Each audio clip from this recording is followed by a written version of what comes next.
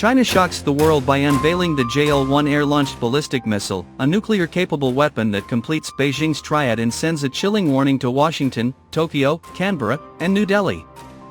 For Washington, the JL-1 is nothing short of a nightmare.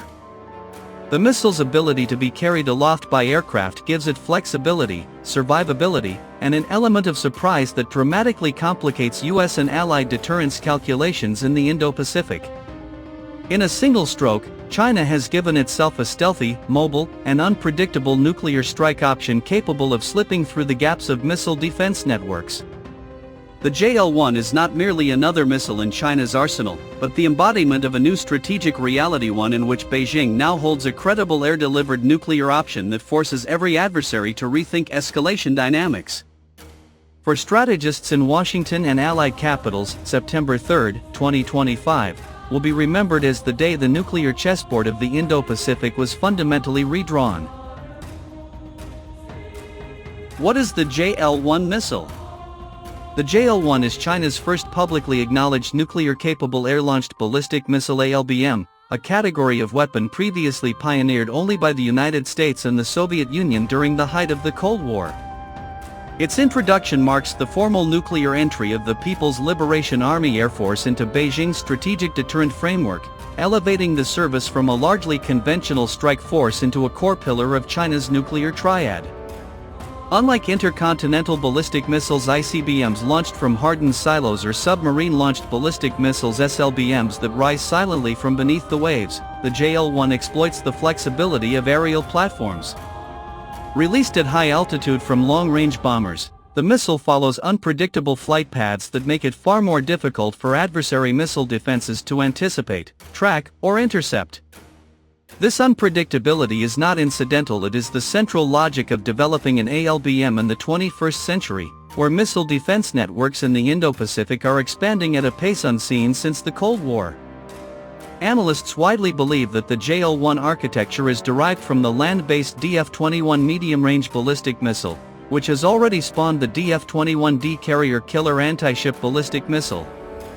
By adapting the DF-21 design into an airborne platform, Chinese engineers leveraged an existing missile family to create a new capability that can be launched from outside defended airspace.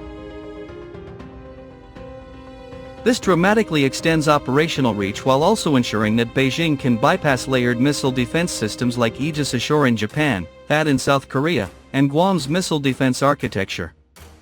Western intelligence had been aware of the JL-1 development for years, tracking it under the NATO codename CHASX-13. Imagery from the late 2010s revealed suspected flight testing at Neixiang Air Base, where modified ZNH-6N bombers were observed carrying elongated ballistic missile canisters beneath their fuselages. By 2020, leaked photographs on Chinese social media hinted at advanced integration work, fueling speculation that the weapon was nearing operational status. China's decision to finally unveil the JL-1 in 2025 was carefully timed. It followed the established pattern of Beijing revealing its most advanced weaponry during major national anniversaries, such as the DF-41 ICBM's debut during the 70th anniversary parade in 2019 and the JL-3 SLBM's confirmation in subsequent years. The JL-1 appearance was therefore not simply a technical showcase, but a deliberate act of strategic signaling, intended to highlight China's arrival as a fully matured nuclear power with global reach.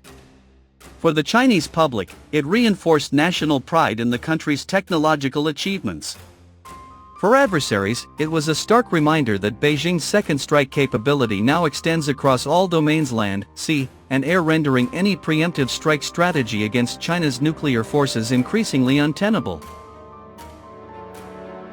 The JL-1 symbolism is as important as its operational role. By fielding an ALBM, China has shown that it is not content with incremental progress but intends to mirror, and eventually rival, the nuclear force structures of Washington and Moscow. This aligns seamlessly with Xi Jinping's call to transform the PLA into a world-class military by 2049, the centenary of the People's Republic of China. Technical specifications of the JL-1, while much remains classified, open-source intelligence and parade footage provide insight into the JL-1 design and purpose. The JL-1 is specifically optimized for standoff strikes, meaning Chinese bombers do not need to penetrate heavily defended enemy airspace.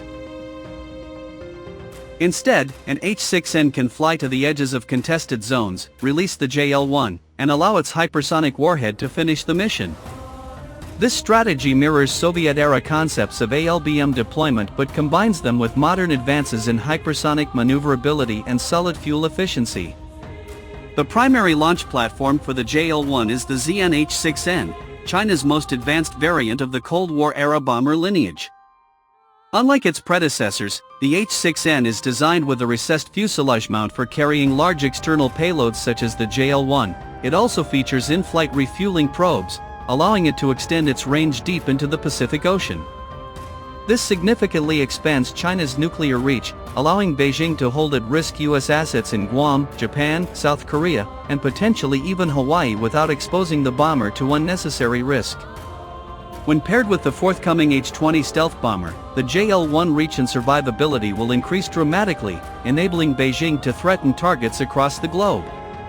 Strategic impact: China's nuclear triad completed. The JL-1 introduction represents the final piece of China's nuclear puzzle, a credible land-sea air triad. Land-based ICBMs like the DF-41 provide massive throw weight and intercontinental reach. By placing the JL-1 on display, Beijing has issued a challenge not only to the United States and its allies, but to the global nuclear order itself. It has asserted that China will not be constrained by traditional arms control regimes, nor deterred by the military balance that has governed the Indo-Pacific since World War II. The message is clear.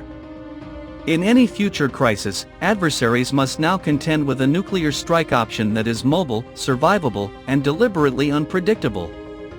For Washington, Tokyo, Canberra, and New Delhi, the strategic imperative is unavoidable: adapt to this new reality, or risk falling behind in what may be the most dangerous arms race of the 21st century.